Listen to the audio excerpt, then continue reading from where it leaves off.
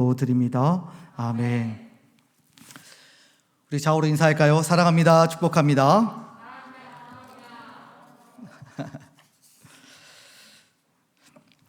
서점에 가면 후회에 관련된 책들이 굉장히 많이 있습니다. 재미있는 문구들이 눈에 들어와요. 나는 너와 연애한 것을 후회한다. 제대로 되었던 모양입니다. 아들아, 단 한 번뿐인 인생 후회 없이 살아라 라고 하는 책도 있습니다. 후회라는 단어가 들어간 제목들을 찾아보았더니 무려 100권이 넘습니다. 그 중에서도 가장 이 책의 제목이 마음에 와 닿았습니다. 미쳤다는 말을 들어야 후회가 없는 인생이다. 뭔가 이 책을 읽지 않아도 무슨 말을 하려는지 알 것 같고 그 제목으로도 충분히 공감이 되었습니다. 왜냐하면 우리 모두에게는 적어도 한 번뿐인 인생, 미치도록 후회 없이 살고 싶은 마음과 또 욕망이 있기 때문입니다. 죄와 벌이라고 하는 대작을 남긴 러시아의 문호 도sto옙스키는 자신의 일생을 후회 없이 살기 위해서 마지막까지 애를 썼던 사람입니다. 그는 청년 시절에 죄를 짓게 되었습니다. 그래서 사형장에 끌려가게 되었죠. 그때 방아쇠 한 번이면 자신의 인생이 마감되는 그 순간에 황제가 갑자기 모든 죄수들을 풀어주라는 그런 공표를 하게 되어집니다. 그러면서 새로운 생명을 얻게 되죠. 정말 구사일생에서 새로운 인생을 살게 된 그가 그의 형에게 이렇게 편지하고 있습니다. 형, 내가 이제까지 얼마나 많은 시간을 잃었는지를 생각하면 심장에서 피가 흐르는 듯한 후회가 밀려옵니다. 형, 내가 말한 것을 꼭 기억하세요. 인생을 낭비하지 마세요. 그리고 그는 남은 여생을 열정적으로 살았고 인류 역사에 위대한 역작들을 많이 남겨주었습니다. 그런데 문득 이런 생각이 들었습니다. 정말 조금의 후회도 남기지 않을 만한 인생이 우리에게 있을까 하는 것입니다. 정말 후회 한 모금 머금지 않고 살아갈 만한 완벽한 인생이 이 세상에 존재할 것인가 라고 하는 질문이 들었습니다. 민수기 23장 19절 말씀인데요, 우리 함께 읽겠습니다. 하나님은, 시작. 하나님은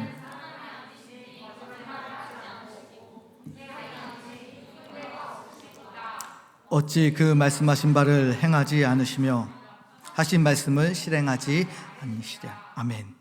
여러분, 하나님은 인생이 아니시니까 후회가 없다라고 이야기하십니다. 그렇다면 모든 인생은 후회가 있다 없다? 반대로 생각하면 후회가 있다는 이야기를 성경은 하고 있습니다. 모든 인생은 후회를 남길 수밖에 없는 그런 인생을 살아간다라고 하는 것입니다. 후회라는 단어를 한자어로 보면 디후자에 뉘우칠 회자예요. 돌이킬 회자예요. 그래서 이 사건이 일어난 후에 돌이켜보면 후회가 남는다라고 하는 것이죠. 그러나 돌아가서 그것을 다시 새롭게 처음부터 쓸 수는 없는 노릇입니다. 돌이킬 수 없기 때문에 삶은 언제나 아쉬움이 남고 지나간 시간은 그렇게 아까운 법입니다. 우리도 매년 느끼지 않습니까? 연말이 되면 1년은 어떻게 살았는지 자신의 삶을 피드백해 봅니다. 벌써 11월을 목전에 두고 있으니 글쎄요, 이제 얼만큼 남았죠?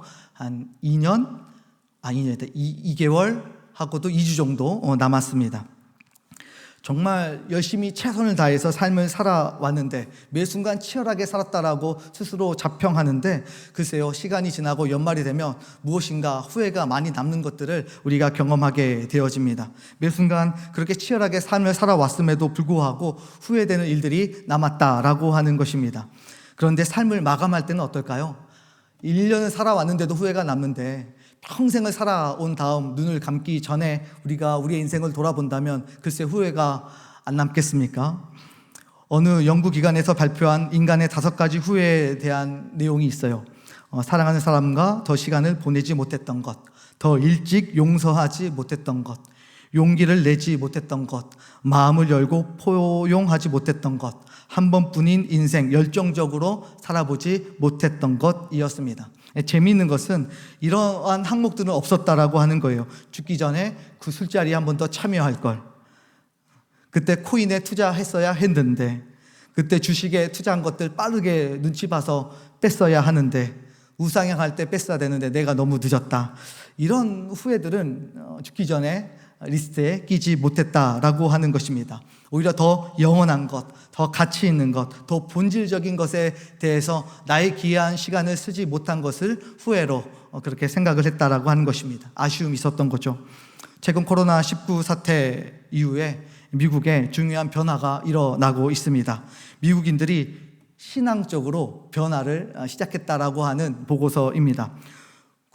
우리도 이제 구글링을 많이 하는데 구글 검색을 해보면 많이 써놓은 그런 단어들이 있잖아요.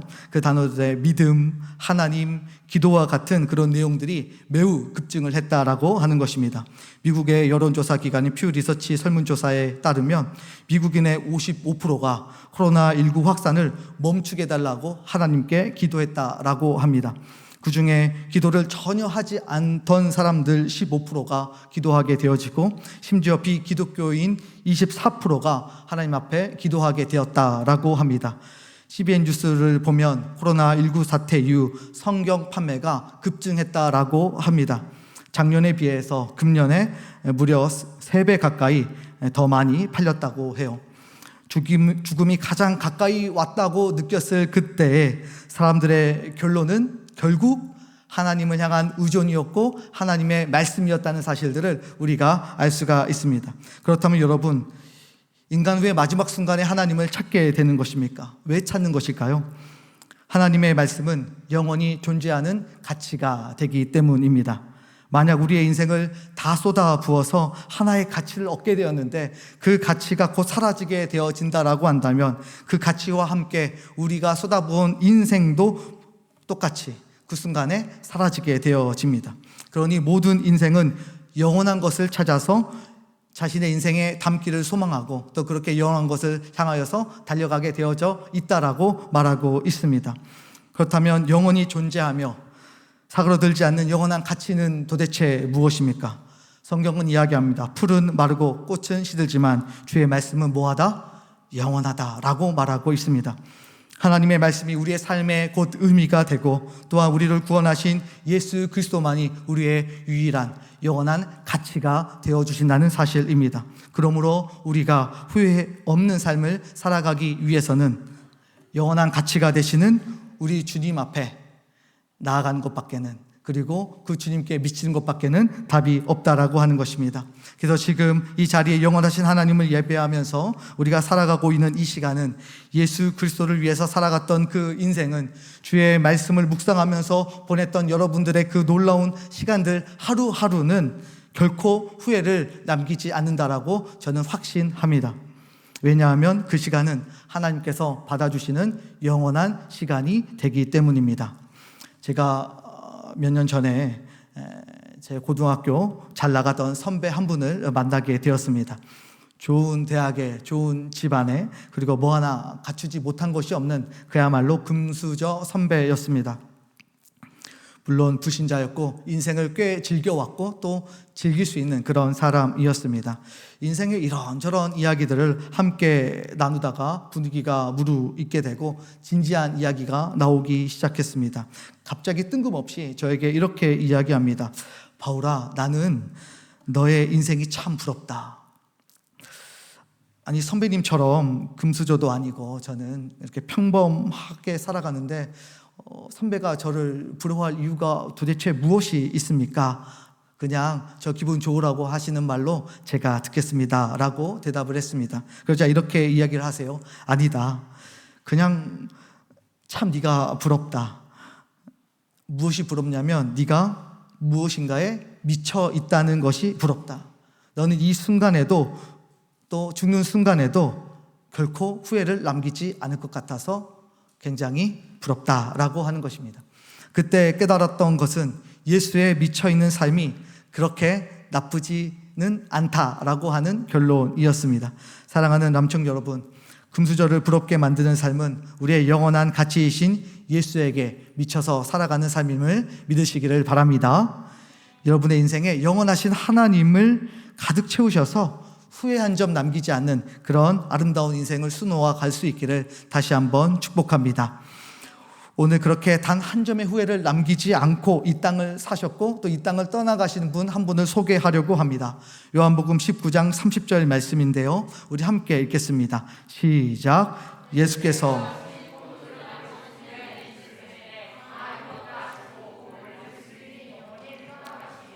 누구세요? 바로 우리 예수님이세요.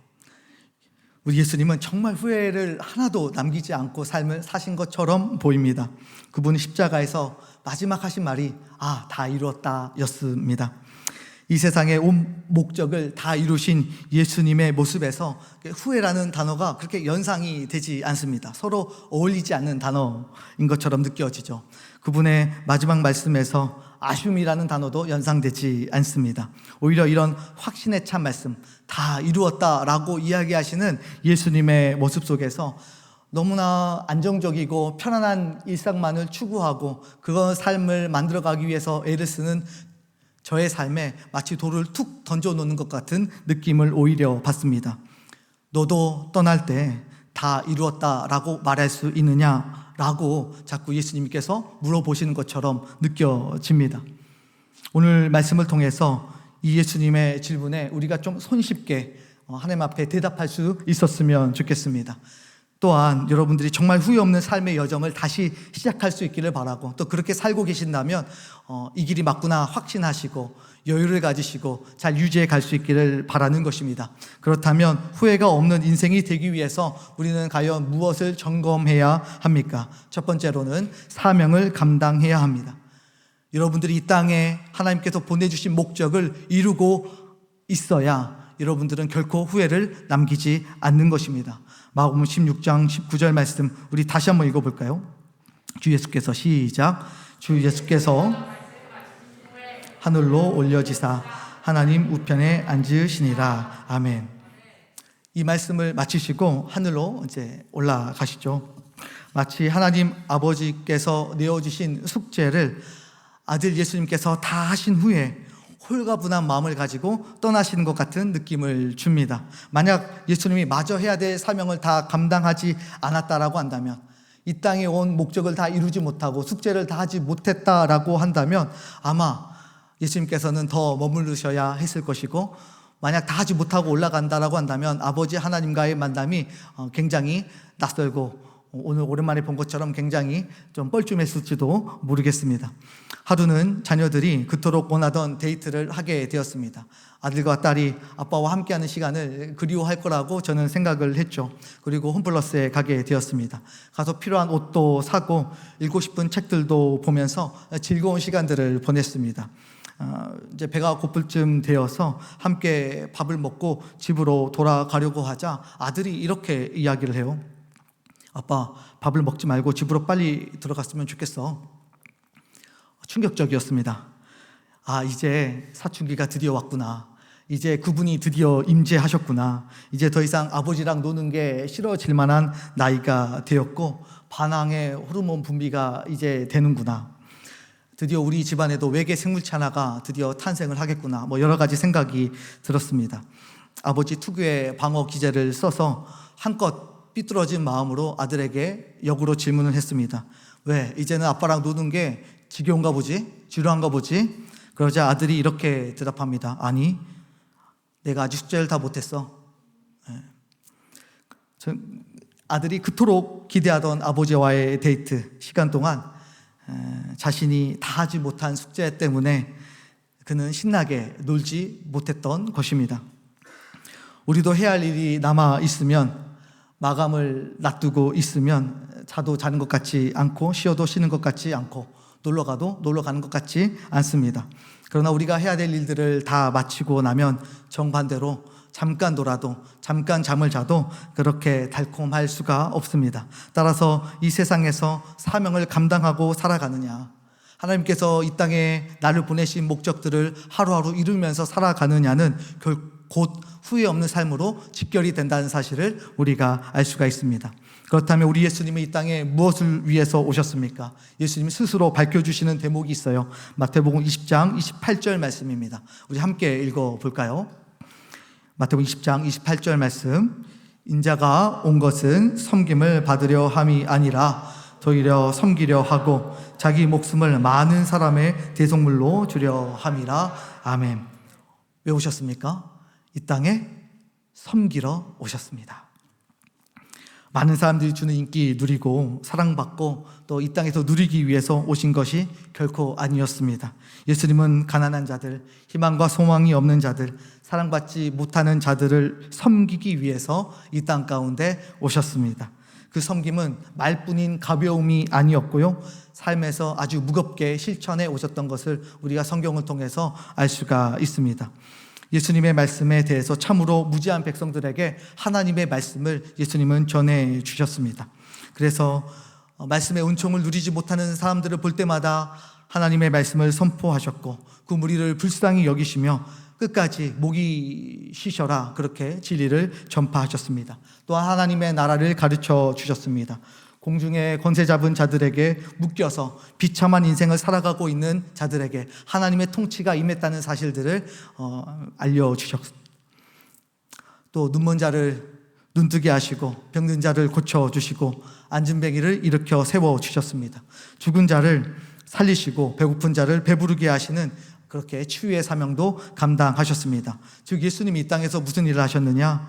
교육하셨고 전파하셨고 치유하시는 사역들을 감당하시며 자신의 섬김을 드러내셨습니다. 이처럼 예수님은 일평생 그렇게 우리를 위해서 한 줌의 생명력도 남기지 않고 섬겨 오셨던 것입니다. 그것으로도 충분한데 자신의 생명을 인류를 위해서 십자가에 내어주시기까지 하셨습니다. 나 같은 죄인을 위해서 거룩하신 주님이 스스로 십자가의 대속물이 되어주셨고 그곳에서 피 한 방울 남기지 아니하고 모두 다 아낌없이 쏟아주셨습니다. 그렇다면 예수님은 어떤 마음을 기초로 이렇게 우리를 섬겨주신 것입니까? 만약 그분의 섬김이 세상의 어떤 논리처럼 기브앤테이크의 정신에 입각한 것이라고 한다면, 그런 정치적인 공식에 입각한 것이라고 한다면 굳이 우리가 예수님의 사랑과 섬김에 그렇게 감동할 이유는 전혀 없을 것입니다. 히브리서 6장 10절 말씀인데요, 우리 함께 읽겠습니다. 히브리서 6장 10절 시작. 하나님은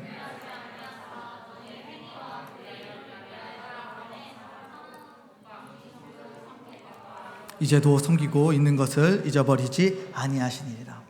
계속 섬겨오시고 섬기고 계시는데 무엇으로 섬기고 계세요? 사랑으로 섬기고 있다라고 성경은 기록하고 있습니다. 그래서 예수님의 섬김은요, 순수한 사랑에 기초하고 있습니다. 어떤 대가를 바라지 않는 그 모든 수고 헌신에 다시 수고할 목적이 전혀 없으신 진실한 사랑입니다. 그래서 성경에는 우리를 어떻게 사랑하셨는지에 대해서는 기록하고 있지만 왜 사랑하셨는지에 대해서는 기록하지 않고 있습니다.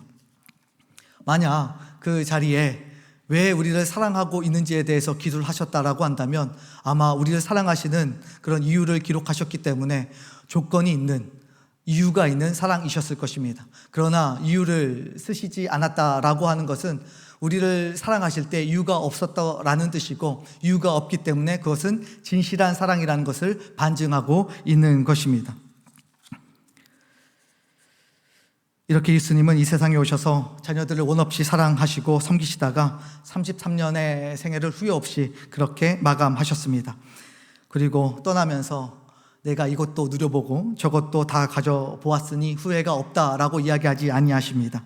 내가 만왕의 왕으로 와서 그만한 대접을 받고 내가 모든 권력도 다 누려보았기 때문에 나는 후회 없이 행복했다라고 그렇게 이야기하지 아니하셨습니다. 다 주었으니까 그렇게 내가 가진 것 다 나누고 베풀고 섬기면서 살았더니 후회가 없고 행복했다라고 말씀하시는 것입니다.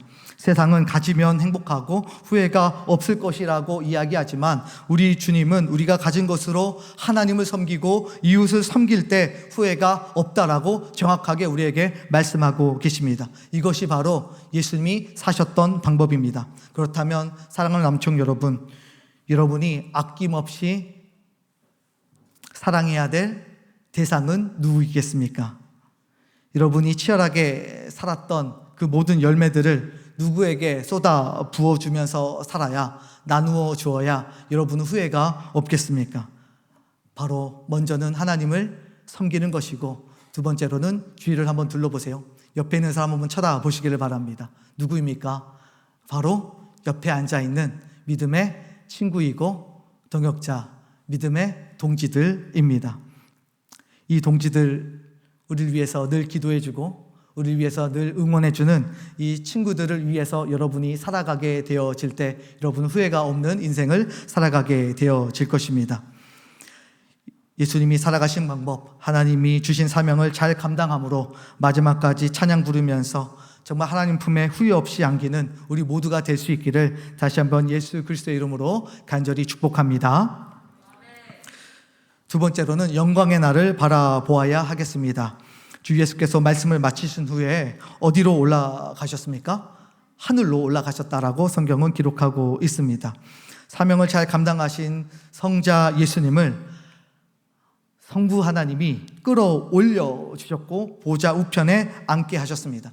예수님께서 사닥다리를 타고 하늘로 올라가신 것이 아니라 하나님에 의해서 올려지셨다라고 성경은 기록합니다.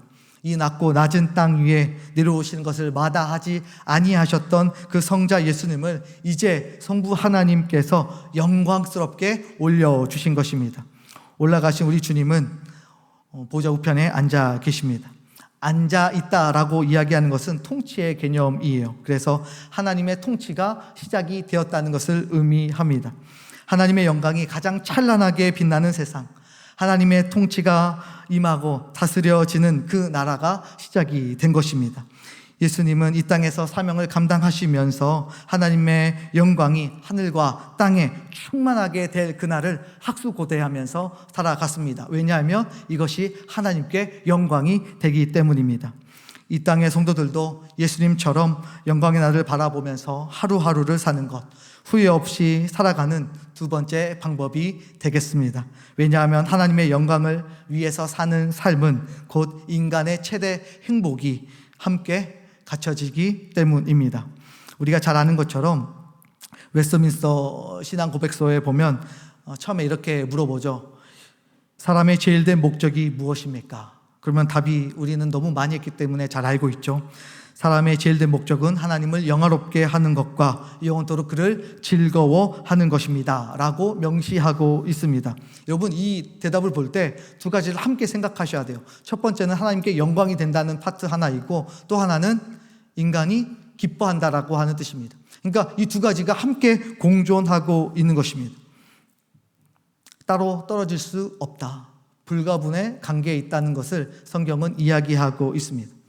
그러니까 하나님께 영광이 되는 삶이면 인간은 그 안에서 행복할 수 있다라고 이야기하는 것이고, 하나님께 영광이 되기만 하고 인간이 불행하다라고 하는 공식은 결코 성립될 수 없다라고 하는 것입니다. 또한 하나님의 영광 안에 인간의 행복이 없는 것처럼 자꾸 우리가 여겨지고 또 생각하게 될 때가 많이 있는데, 결코 불가분의 관계 속에 있기 때문에 우리가 항상 우리의 행복을 추구하기 위해서는 하나님의 영광을 위한 삶을 반드시 살아가야 된다라고 하는 것을 우리에게 이 웨스트민스터 신앙 고백서는 알려주고 있습니다. 그러므로 사랑하는 남청 여러분, 하나님이 이 땅에 우리에게 맡겨주신 시간 동안에 영광의 날을 사모하면서 하루하루 최대한의 행복을 누리면서 살아갈 수 있기를 다시 한번 예수 그리스도의 이름으로 축복합니다. 우리 좌우로 한번 인사해 볼까요? 예수님 안에서 최고로 행복하십시오. 좌우로 인사하겠습니다.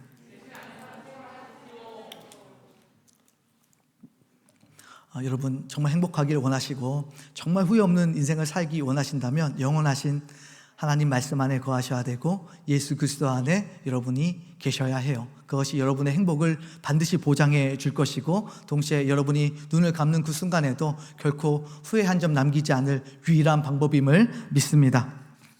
세 번째로, 진정한 안식의 날을 우리가 소망해야 하겠습니다. 주 예수께서 말씀을 마치신 후에 하늘로 올려지사 하나님 우편에 앉으시니라 라고 말하고 있습니다. 앉으셨다라고 하는 표현은 아까 통치의 개념도 있지만 동시에 안식을 의미하기도 합니다. 앉았기 때문에 안식을 의미하는 거죠. 사랑과 섬김으로 바쁜 인생을 사셨던 우리 예수님은 드디어 저 천국에 올라가셔서 쉬셨습니다. 앉으셨습니다. 모든 사역을 다 끝마치신 이후에 안식을 얻으셨던 것입니다. 마가복음은요, 주님이 바쁘셨다라고 하는 것을 직접적으로 표현하는 유일한 복음서입니다. 마가복음 3장 20절에 보면 예수님께서 식사할 겨를도 없었다라고 기록하고 있고요. 마가복음 6장 31절에 보면 이르시되 너희는 따로 한적한 곳에 가서 잠깐 쉬어라 하시니 이는 오고 가는 사람이 많아 음식 먹을 겨를도 없음이라 라고 기록하고 있습니다. 앉으실 시간도 없으셨고 쉴 시간도 없으셨고 먹을 시간도 없으셨던 그런 예수님이셨습니다. 그런데 그분이 드디어 하나님 나라에 올라가신 이후에 앉으셨고 쉼을 얻고 계십니다. 우리에게도 곧 앉을 날이 다가옵니다. 양화진에 가면 선교사님들의 묘비가 있어요. 그 묘비에는 그 묘비명이 있고 거기에 이제 글자가 새겨져 있죠. 가서 한 번씩 보다 보면 마음이 새로워지는 것을 느끼게 됩니다. 그 중에서도 테일러 선교사님의 묘비에는 이런 글귀가 쓰여져 있습니다. 주님, 길고 긴 여행을 끝내고 이제 나는 안식을 얻었습니다. 이 세상에 없을 안정과 안락의 삶만 추구하면서 살면 여러분 반드시 후회가 남을 것입니다. 그러나 하나님이 허락되신 그 참된 안식을 바라보는 삶에는 결코 후회를 남기지 않을 것입니다. 사랑하는 남청 여러분, 진정한 안식을 주실 그날을 기대하면서 이 땅의 작은 미련의 씨앗 하나 남기지 않고 용납하지 않고 살아갈 수 있는 저와 여러분이 될 수 있기를 다시 한번 예수 그리스도의 이름으로 축복합니다.